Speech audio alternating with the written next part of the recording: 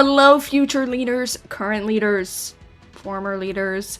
Welcome to Thank You for Understanding, where old souls meet young ambition and servant leadership isn't just a buzzword, it's a way of life. I'm your host, and whether you're building your first startup, leading your first team, or just trying to figure out how to live in this world, you're in the right place. This is where we dive deep into the messy, beautiful journey of developing leadership through a humanistic lens. We're talking about leadership that actually serves people, not just profits. Every episode, we're exploring what it means to rise, not just climb ladders, but elevate everyone around you, because your next highest potential is not just about you. It's about the ripple effect you create for others. So here's the thing. Your highest potential isn't a destination, it's an evolution, and it's time to step into yours. So let's rise.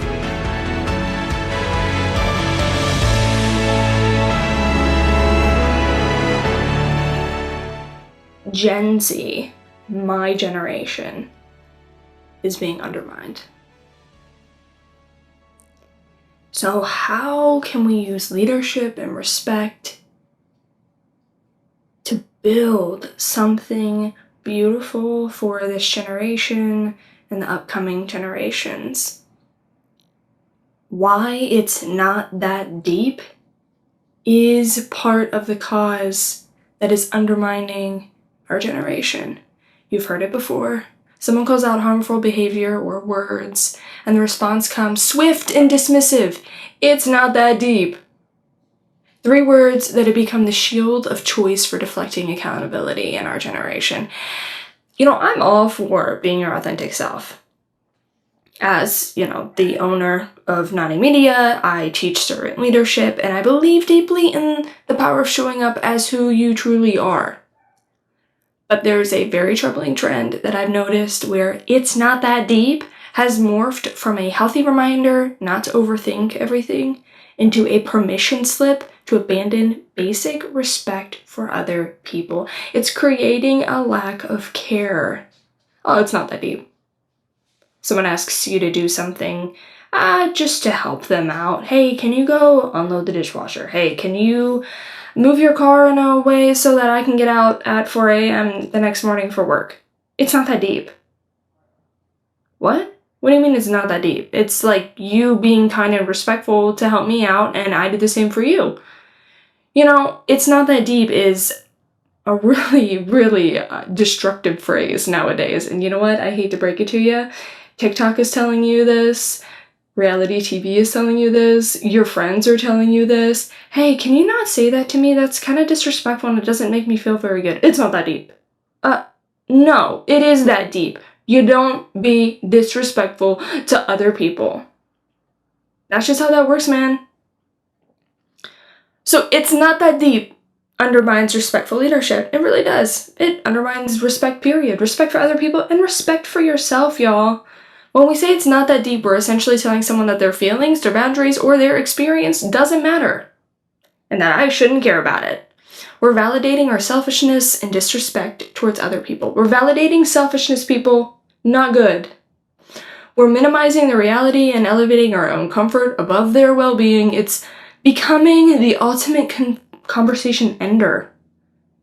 There's a lot of people saying COVID caused some issues with younger people being able to communicate in person with other people, even virtually on the phone, via Zoom calls. We all know that the younger generations, and I'm part of this, so I can say this, we don't like phone calls. And that's partly true. I don't mind phone calls. I actually like phone calls because it just helps people get on the same page better than a text or an email. I know that texts and emails are nice for quick one-off, hey, can you do this, blah, blah, blah, blah, blah, blah. But a phone call, if it's a deeper conversation about ideas and creativity and, processes, jump on the phone so there's no misinterpretation. But back to what I was saying about it's not that deep becoming a conversation ender. Yeah.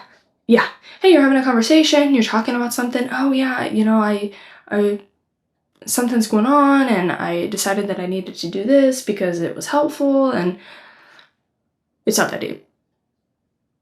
Oh. Okay.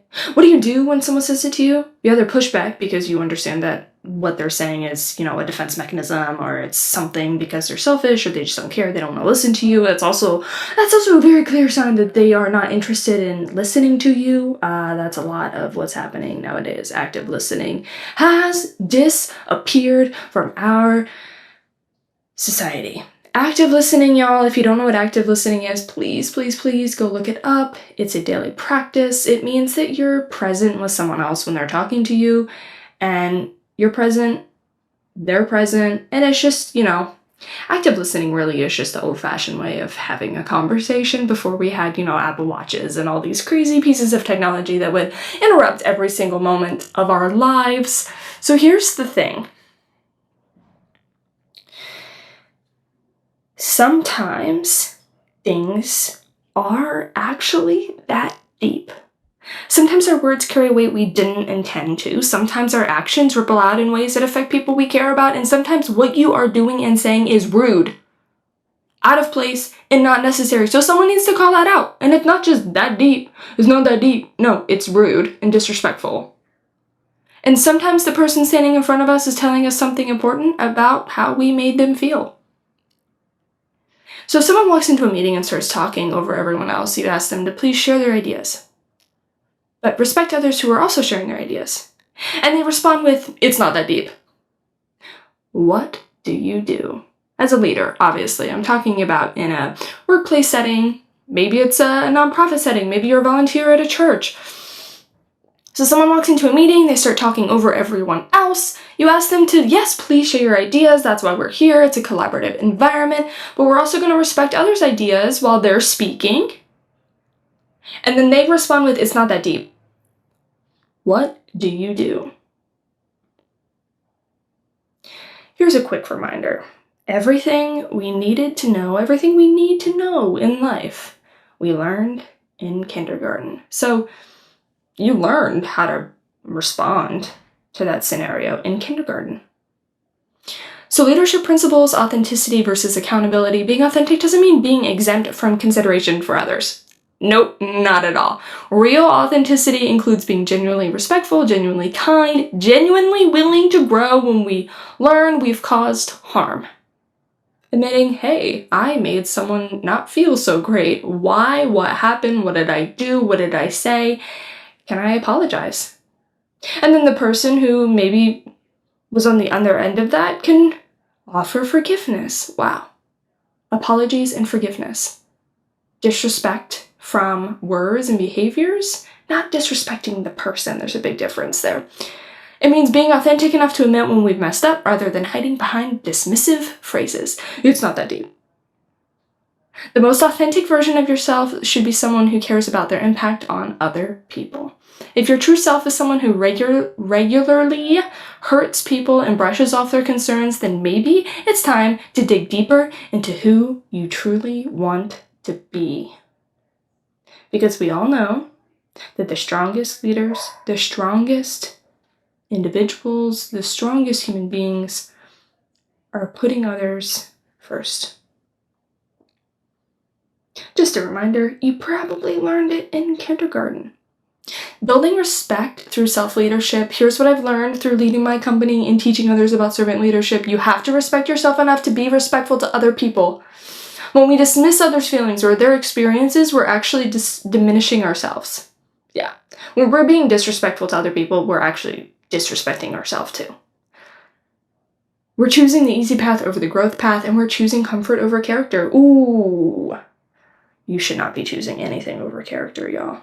Respect isn't about being fake or walking on eggshells. It's about recognizing that other people are complex human beings with their own stories, struggles, and sensitivities. I also want to talk about that a little bit. As human beings, our world seems very complex, seems very difficult. And you know what? It's kind of complex because we've made it complex, but at the core, we are very simple beings. We all have the same core needs, If you don't know anything about Maslow's hierarchy of needs, I invite you to please look up Maslow's hierarchy of needs. And then I would argue, based on the research that I have done and the other experts that I have talked to in leadership, that main core need that every single person has is to love other people and to be loved themselves. So just remember that. It's about understanding that our words and actions have power and choosing to use that power thoughtfully. The respect connection and how to build it. Respect as self-respect means understanding that how we treat others is a direct reflection of our own character and leadership capacity. So when we show respect to others, we're actually practicing the highest form of self-respect. Isn't that amazing how you can develop something in yourself by sharing it with other people? Amazing. Servant leadership, a framework for respectful communication. In servant leadership, we flip the traditional power dynamic. Instead of leading from a place of, I know best, or deal with it, or it's not that deep, we lead by serving others first. We ask, how can I lift other people up? How can I create an environment where everyone else can thrive? How can I use my influence, my leadership to make things better, not just easier for myself? How can I help other people reach their next highest potential? This approach requires us to sit with discomfort sometimes. It really does. It requires us to listen when someone says we've hurt them, even when we didn't mean to, and it requires us to choose growth over defensiveness. How many of y'all get defensive on things? I know I do. I know I have. I have to stop and say, why am I being defensive right now? That's really what you have to do. You have to stop. You have to be self-aware enough to say, I just got really defensive when they said that to me. Why am I being self-conscious and defensive about that? Key leadership behaviors. This is how to build respect. Effective leaders understand that respect isn't given automatically. It's earned through consistent actions and demonstrate care for others' well-being and growth. So what do you need to do? You need to practice accountability over defensiveness. When someone tells you that your words or actions have hurt them, resist the urge to say it's not that deep or become defensive. It's not that deep is really a defensive mechanism. Instead, listen with genuine curiosity, acknowledge their experience, and take responsibility for your impact even if it wasn't your intention. This builds trust and shows that you value their feelings as much as your own comfort, and it means you're willing to sit there and listen to what they have to say. Lead by serving others first. Before responding in any situation, ask yourself, how can I lift this person up, and what would make this better for everyone involved? This servant leadership approach shifts your focus from protecting yourself to creating an environment where others can thrive, which naturally builds mutual respect and stronger relationships. How can you help others reach their next highest potential? Choose growth over comfort in difficult conversations. When faced with uncomfortable feedback or conflict, sit with the discomfort instead of dismissing it. Use these moments as opportunities to dig deeper into who you want to be as a leader and a person, and the willingness to be vulnerable and learn from challenging interactions demonstrates the highest form of self-respect and earns respect from other people. So how to lead with respect moving forward. The next time you feel the urge to say it's not that deep, or the next time someone says it's not that deep to you, pause, ask yourself, what is this person really telling me? What would it look like, or what am I telling this other person? If you're the one who said it's not that deep, what would it look like to respond with curiosity instead of dismissiveness? What would it mean to take responsibility for your impact, even if it wasn't your intention? Being your authentic self and being respectful aren't opposites, they're partners, they work together. The most authentic thing you can do is care about how you affect the people around you. The most important thing you can do is care about how you affect the other people around you.